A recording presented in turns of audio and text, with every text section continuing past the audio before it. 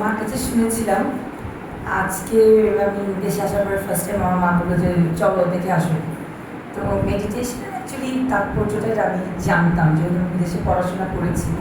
ওইসব দেশে আসলে আমাদের চেয়ে অনেক বেশি ওরা মেন্টাল পিসটাকে মানে অ্যাপ্রিসিয়েট করে আর কি।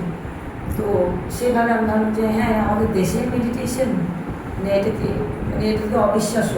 আমি তো আগে দেখিনি এইখানে এরকম। আসলাম, দেখলাম, এবং আমার এত ভালো লাগলো। আঙ্কেলের বাসার ওখানেও আমি গিয়েছিলাম। এখানের এনভায়রনমেন্টটা এটা একদম মনে হয় পারফেক্ট মেডিটেশনের জন্য। এবং আসার পর থেকে একটা জিনিস আমাকে দেশে খুবই বিরক্ত করছিল, ছোট আওয়াজ, বাংলাদেশের চারিদিকে আওয়াজ। তো আজকে এসে যেন আমি মানে খুব রিলিফ ফিল করলাম এই 22 মিনিটসের মেডিটেশনে।